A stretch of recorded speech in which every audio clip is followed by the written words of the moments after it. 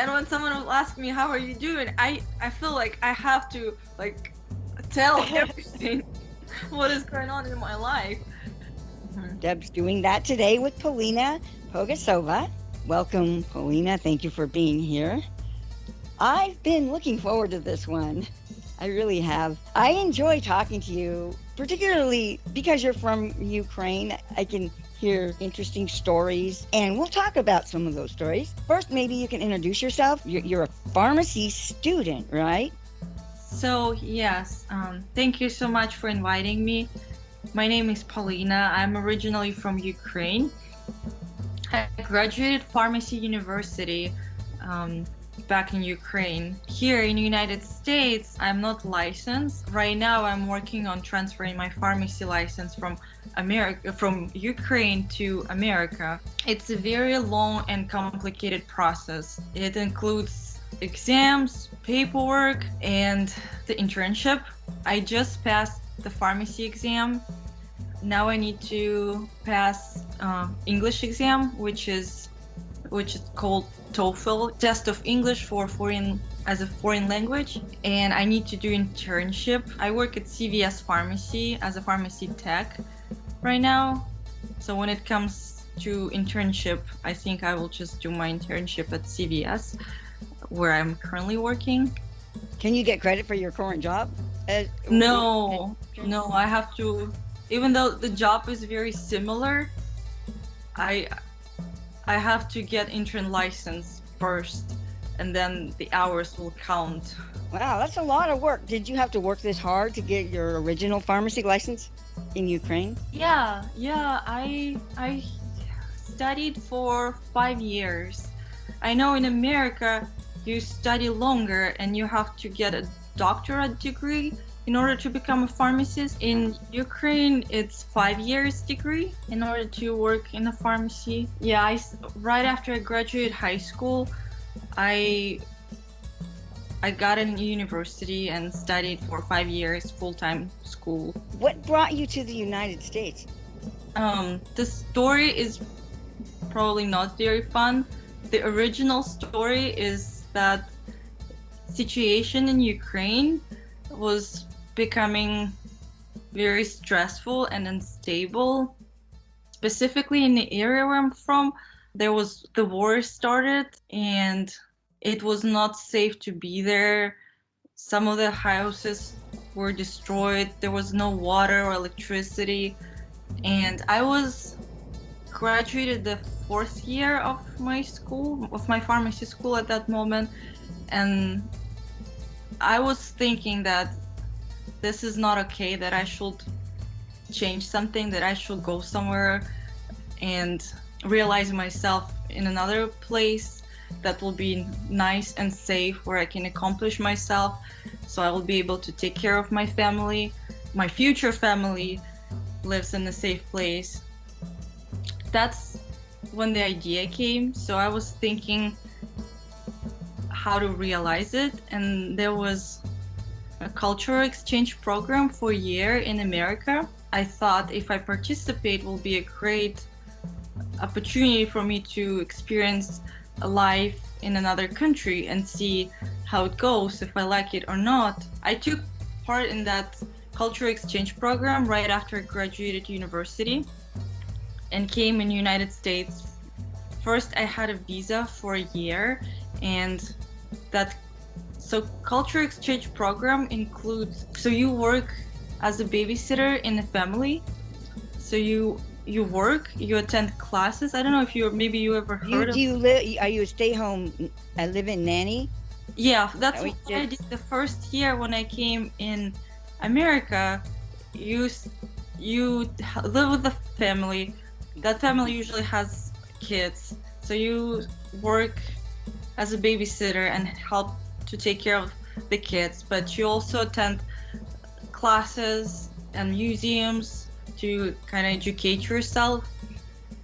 That's what I did the first year when I came in America, which was really fun, interesting experience. And then you stayed somehow. Yeah, and it was nice because when I came in America, there was a family waiting for me. So like someone came, picked me up from the airport. I had a place to stay. You weren't alone. Yeah, I did It not made it come easier. People by can show myself you the way. with a suitcase. But I remember I came in America. I had I saved $70, and my mom gave me like $30, so I had like around $100 cash Wow, when I wow. came in America. Wow. That's a little scary. I remember I've lived abroad in Asia Oh, in really? particular. I spent a lot of time in Singapore, the Philippines, China.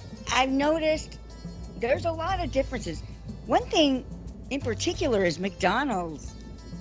What about McDonald's in Ukraine, and what's different here? I won't really say that there's much difference. I remember when I was in Italy, I visited McDonald's, and what I was impressed by is that they had caprese salad, is mozzarella and tomatoes. That's like very typical Italian salad because it's white mozzarella, red tomatoes, and green basil. Yeah. And they call it a symbol of Italy. It's very typical, like very traditional Italian salad. And in McDonald's, they had it in a menu.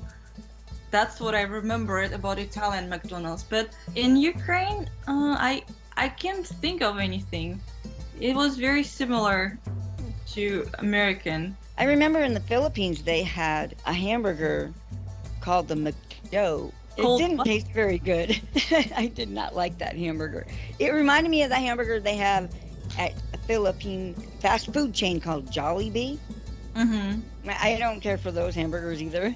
Since you come here, what do you see the most striking difference between the United States and Ukraine? Oh. When I just came here, I was impressed by how many drive-through options are in America. I was surprised to see drive-through in a bank, a drive-through in a pharmacy. That was very interesting for me that you can do so many things not leaving your car. Drive up. That's an interesting concept. When I was in Singapore, they don't have drive-throughs. However, you don't really need a car.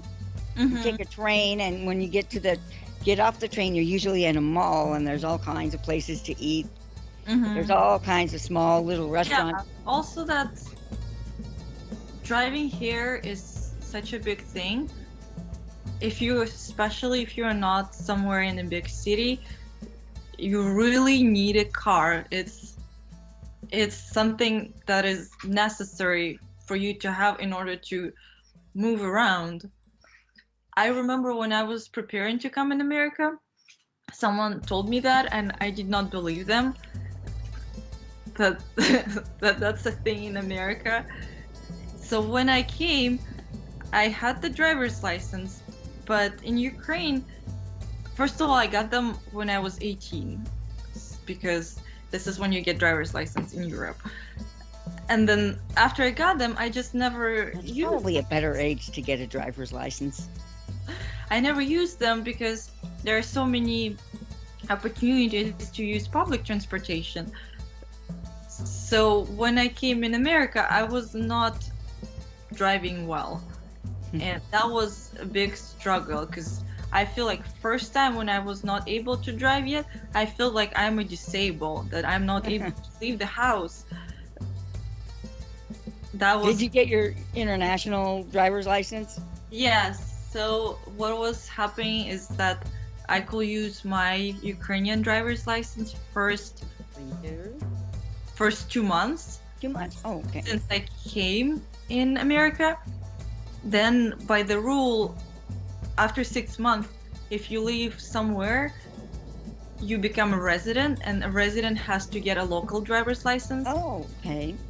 So in 2 months, I had to get local driver's license and take all the exams for me, like in order for me to continue to drive in America. I did that. I was studying for driving test. I took it very serious. I remember I was studying every evening for the driving exam with theory and for practice. You live by yourself? No, I live with my friends. They're American, but I met them in Ukraine, like through mutual friends. They came through the church to visit Ukraine, and they had a program that they will teach English through the Bible. And my friend invited me for that program. I didn't really plan to go, but then I remember some of my plans canceled. So I was like, why don't I try this? Sounds like a very interesting experience. It's very like educational. And so I went, and we got really, like, we enjoyed those classes. And I remember I showed them around in Ukraine, and when the time came, they offered me that they can rent a room. I'm renting a room from them now. That's really helpful Mhm. because you have somebody that you already know, and also you're not alone during COVID. Mm-hmm. I will not be able to stay in America completely by myself because I have like some friends. It helps. Yeah, you would get lonely, Mm. in particular if you're not going out. You are at least working outside. You know, when I was in China, there was no COVID. I became really lonely there. Mm-hmm. I had friends in China. In China, they don't just hang out after work. They go home and they spend time with their family, eat dinner, etc. And I just was alone in my boring apartment with not much in it. Mm-hmm. And it was difficult to get around, especially it was night, it would get dark. A lot of the places that I would go, they tend to close. Things were closing early. Where I live, things were closed by 9 p.m. All the restaurants, everything was closed. Mm-hmm. If I waited That's how in past Italy. 8 o'clock, I couldn't get dinner. In Italy, they close very early. Nothing works on Sundays, and they also have that siesta thing when they have that in China in the middle of the day. You have a 2 hour, an hour lunch, an hour nap. I mean, after lunch. Mm-hmm. It's nice in America. There's always something that is open. 24/7. In most places, they have 24/7 convenience stores. They didn't have that in China, if you're into that. You know, in those stores, if you want to get dinner, you can buy dinner. They sell hot dogs on the bread aisle. Oh, really? Hot dogs with the bun and everything, wrapped up in plastic. They sell it with the bread. It's not refrigerated. It's just Oh, really? a plastic package, and you warm it up. Just yuck. Yuck. And that's what they call, by the way, sausage. I feel like Asian culture is so different. It is. It's quite different. One major difference was my toilet in China. What was the difference? It was built into the floor. Oh, well, that's something you can find in Ukraine as well. It's interesting that you get used to it. I can see the argument Chinese people make that it's better for you. I don't think it makes a difference. It might make it easier sometimes. I remember in China, like in America, people put ice a lot in their drinks. Yes. And they believe that it's not good for you, that you should drink liquids, and all the drinks should be warm room temperature, I think. In China, they served a lot of beer room temperature. In the Philippines also.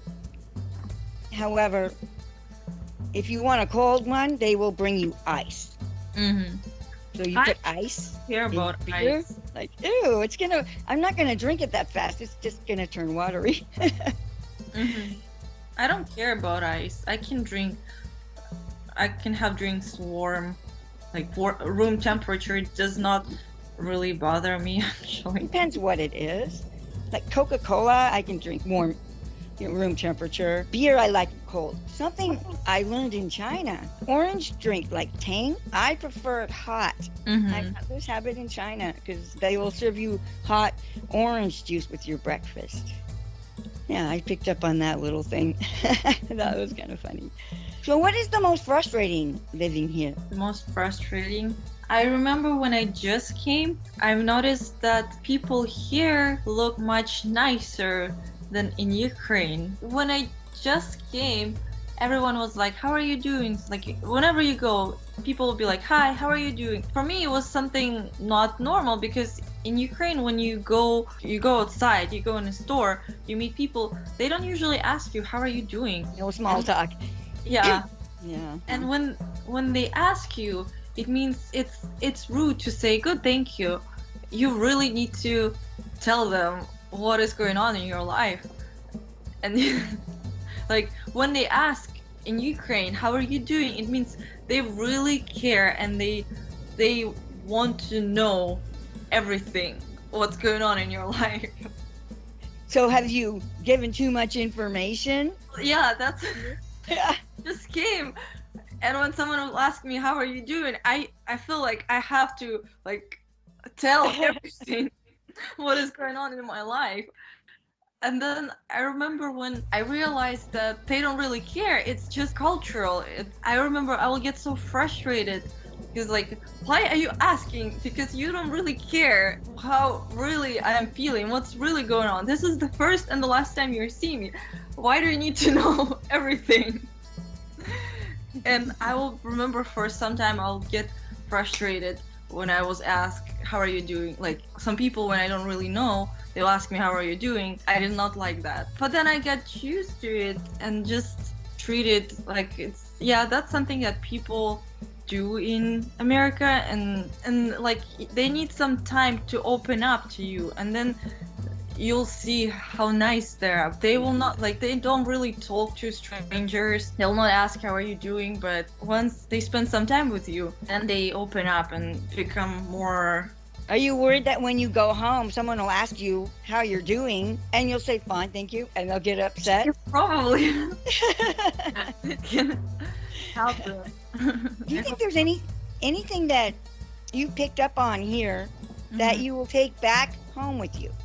My mom, when my mom was coming to visit, she was telling me that I don't look like Ukrainian anymore, that she feels me more Americanized. You know what it might be? I certainly haven't seen you before. I would say because you're speaking English, your facial expressions, the way you move your mouth is different, and you're going to look a little bit different perhaps because of that. Yeah, or some words I use. You do different things with your lips and different sounds. How was COVID in Ukraine? There were periods when Ukraine will get in a red zone and they'll have quarantine. Right now, it's also, I think it's still in the red zone, but so they closed the schools, but they keep elementary school open to help the parents to manage their kids. And my mom is elementary school teacher, so she keeps working now. My stepdad is electrical engineer and he has office job. He's by himself in the office, so he had been working all this time. He went to work, but places were closed. Now there are more places that are open. It never got so bad like in Italy. Now how is the pharmacy dealing with COVID? I know there's a vaccine coming online now. CVS is preparing a lot for it. Literally a few days ago they deliver like a new fridge in the pharmacy, especially for COVID vaccines. The whole fridge I remember yesterday I was leaving and then there is new IT person came to also set up some new equipment for COVID. In America, they're preparing. What are they doing in Ukraine? I'm not sure, because I feel like Ukraine is the country that is very behind the world. So it will take some time for changes But happen it's there. moving forward right now. It's moving forward Hmm. economically, etc. Yeah. Hmm. I don't know too much about Ukraine, but I think it's pretty stable at the moment, and there's no war anymore. There's It's still maybe Russia's a little threat. it's still going on. Like officially, they have they haven't came up with a decision, or they haven't officially stopped it. It's still going on. It's not that intense as it used to be before. And if there is fighting, they usually like do fighting and shooting in the area where like people do not live around. So that's helpful. Before it could happen that they start fighting and shooting in the cities where people live. Yeah. It was really scaring. Yeah, and it's what's the sad thing that people get used to it, and they like when they start living in the war, like it's something normal. The very first time it happened, it was 2014. Mm-hmm. I can't believe it's already been 6 years since there is a war in Ukraine. What do you do in your free time? How do you entertain yourself? I really enjoy the nature, especially in Washington State. It's so beautiful here. I used to go to the gym, but now when it's closed, I like going for hikes and for walks a lot. I really enjoy that. I like watching different travel shows, something where they will tell you about different countries, their culture. I like to call my parents and friends and spend time talking to them, communicate with people all over the world. Except for China, I cannot connect with my friends in China. Mm-hmm. Some of them I was able to on and off for a while. If you work for a company, a professional company, especially if they operate internationally, then quite often they'll have Google or Skype available at the office. So I was able to connect with my friend, a particular friend, using Skype for a while, but I haven't been able to connect with her for over a year. Mm-hmm. Yeah, I have a friend in China. You can't call either. You cannot call them from another country. I have a classmate that lives in China right now. I remember we tried to talk, but it's been very hard because China blocks the messages. She does not receive them, or she receives them with a delay, or things like that. Yeah. Before I went to China, I made sure and I ordered 2 different VPN services, both of which were at the time working in China, so that I could run the VPN and then access all the same services I do at home. Otherwise, I could be disconnected completely from my friends and family at home, not able to call them or talk to them. I had a US phone number. They can call me on that. Unlike a Chinese phone, you cannot call international. But it could be potentially very lonely over there, especially if you don't have a VPN or you don't have access at the office. Yeah, it's getting more difficult now. China, since I left in 2016, they've started going deeper and deeper, cutting more and more things off. There's more and more, fewer and fewer VPNs that are working. More services are getting cracked down, and now they're implementing the social currency, which is, wow, that's insane. Just as a foreigner, and I say foreigner because in China, that's what they call you, a foreigner. You can't go and buy a train ticket. Really? Really. You have to have a state ID. And I could not order anything on Amazon without a state ID. And you have to have someone help you to do that. And you can't change money. I left the airport and I didn't change my cash. And when I first got to China, the joint venture had started a few months ago and I hadn't gotten paid yet. I was really low on cash. I mean, I finally got paid for lost time, but at that time I had no money and I needed the cash, my Singapore dollars. And I went to the bank. They said, we can't do that. And then finally they said, you could go to this bank, but I had to bring someone with me. They don't speak English. I was there being helped for 45 minutes. And I showed my passport 3 times and I finally got my cash. It's really difficult in China. What was your favorite thing to pretend as a child? Favorite thing to pretend as a child?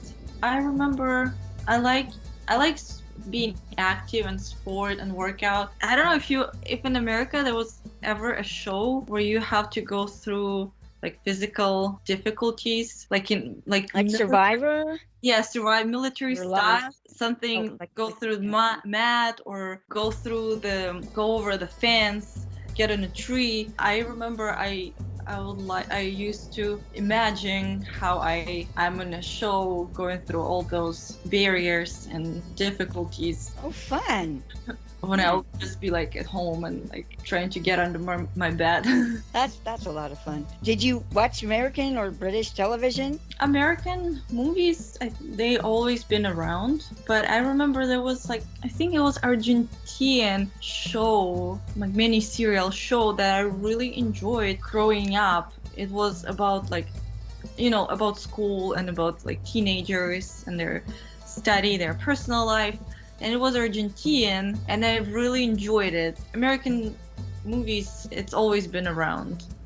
And I feel like it's all over the world. Did you watch shows such as Star Trek? No, I haven't. I remember I watched Titanic. I remember it just came out when I was a kid, and I was like, oh, that was a very impressive movie. I remember how I watched it with my mom. I remember when I was a kid, I loved to play it with the bunk bed, put blankets on there, pretend we were pirates. Yeah. Yeah, that was a lot of fun. So how do you waste time? I don't waste time. I'm trying to be as much productive as I can, because I think time is one of the most valuable things that we have. We should make sure we use it wisely, because there's so much you can do in 24 hours, and that's your decision if you waste it or you do something productive. You cannot get that time back. Yeah. Time's gone forever. It's not like money where you can just earn more. I remember I mentioned about it on Toastmaster that we all are different. We grow up in different cultures, different circumstances, but really everyone in the world has 24 hours per day. We both have 24 hours per day. Steve Jobs had 24 hours per day. Beyonce has 24 hours per day. They just know how to use it. Like, they don't waste it. They used it productive. That's how I feel that. That's how you become successful. Yeah. To that level. I heard that Ukrainians party till dawn. Did you party much? I did not really. I never really partied, but it can be. It's true, but I honestly never really cared about parties. Okay. Well, tell me about the holidays in Ukraine. Ukraine is Orthodox Christian country, and they celebrate Christmas January 7th. 8th of March, the International Women's Day, is also a very important holiday in Ukraine. It's a national holiday, so we get a day off. Then there is also Victory Day, May 9th. That is the Victory Day of the Second World War. It's also national, and people get a day off. May 1st, I miss May 1st. Much bigger, much more celebrated in Europe. Yeah, than it is. First is like a Labor Day, like a worker day. People get a day off May 1st. Well, tell me about the Christmas holiday. So Christmas is January, Okay.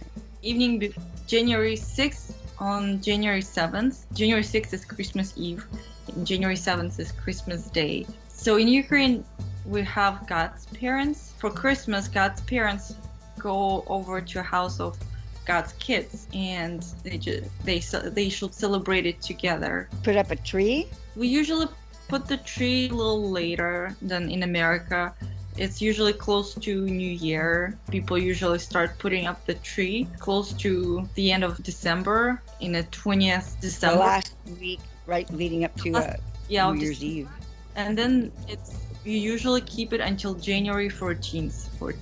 I know in January, in America, usually people already put away stuff, but... Yeah, we always took it down January 1st.